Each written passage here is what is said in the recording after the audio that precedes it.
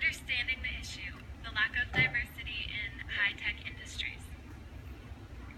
More and more industries are beginning to incorporate the technicality of the modern age. Companies are aligning themselves with the standard in order to remain competitive in the market. The diversity issues within the high-tech industry are suggestive of larger issues that could potentially happen on a wider scale if we do not act now to resolve them.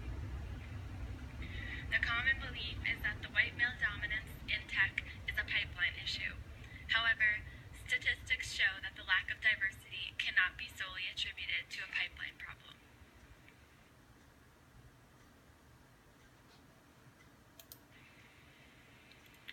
The emphasis on this issue is primarily to highlight the current persistence in the economic divide between whites and minorities in an industry which could potentially lessen this gap.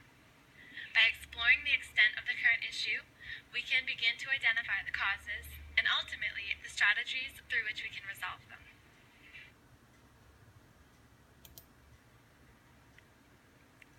Adding diversity to tech means increasing creativity and outside-the-box thinking among the workforce. With a diverse team, you're more likely to appeal to a more diverse audience, thus expanding your market share and driving sales revenue. Now that we've recognized the incentives for tech companies to incorporate more diversity into their workforce, let's review the extent of employment differences between gender and racial groups.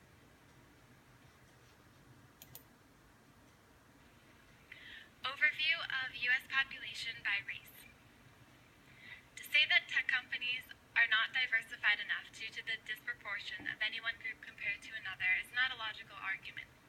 In order to acquire a realistic sense of the ideal racial comparison in tech, we have to understand the racial comparison in the U.S. at large.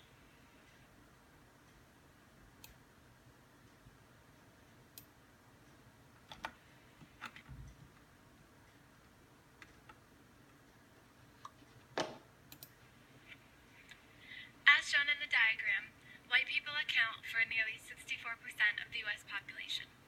The second largest group is Hispanics or Latinos, who represent over 16%, followed by Black or African American people at about 12%, Asian Americans and other racial groups at roughly 3 and 4%.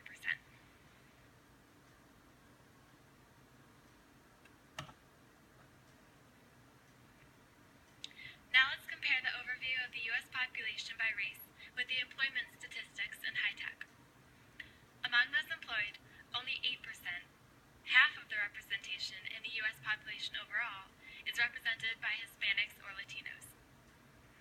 Less than 2/3 of the U.S. population's representation of African Americans is met by high-tech employment.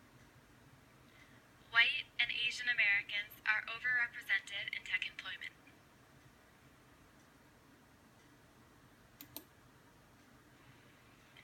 Overall gender employment in high tech. Similar to the comparison of races at large and in the tech industry, here we review the comparison of gender at large and in tech.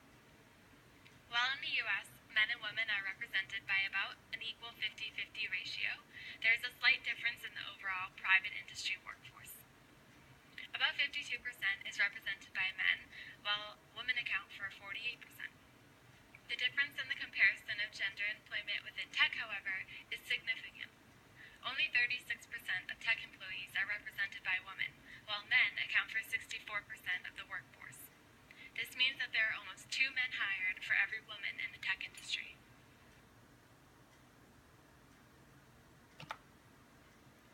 Expanding further on the unequal representation of men and women in the tech workforce, here we compare the difference between male and female executives represented in the tech leadership positions.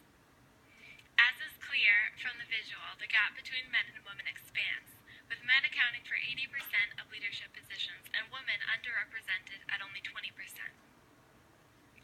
Possible factors which may be contributive to the divide are that women are less likely to be promoted based on potential, according to studies, and unconscious bias still remains deeply ingrained within the work environment. An additional study, which adds emphasis to the underrepresentation of women in tech, showed that 80% of U.S. women in high-tech positions say that they love their work. 32% say they feel stalled and are likely to quit within 1 year. The results of this study make it worth considering that the gender gap in leadership positions may be the driving force behind the overall underrepresentation of women in tech. Without fair opportunity for success, qualified women may seek careers elsewhere.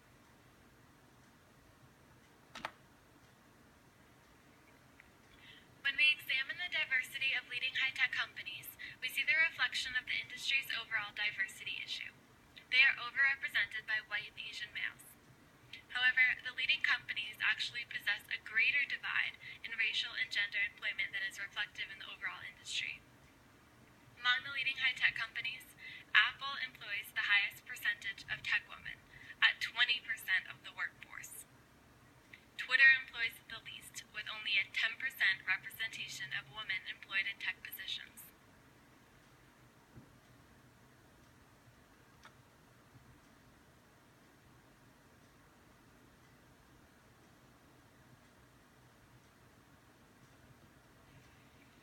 Understanding the scope of the diversity issues in tech leads us to begin identifying the contributing factors. What factors can we most likely attribute this issue to? The first problem, and the most commonly blamed, is a pipeline problem, claiming that not enough women and minority candidates are qualified for the jobs.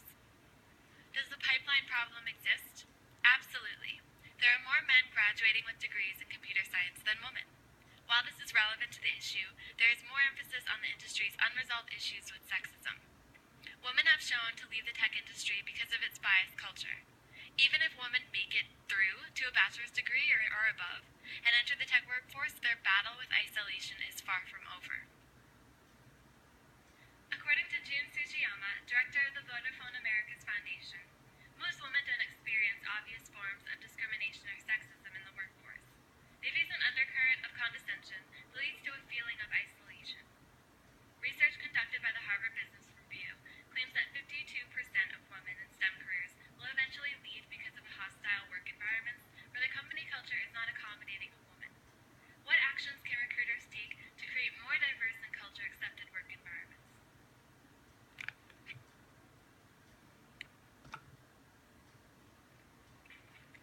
The general steps that companies should aim for in their hiring practices are summarized with the following points. Consider diverse candidates first when hiring for new positions. Avoid only hiring candidates from Ivy or top-tier tech schools, and certainly don't require a degree from one as a qualification. Make a conscious effort toward diversifying the hiring process. And lastly, consider how a wider range of cultures among the workforce can contribute to the expansion of your market share.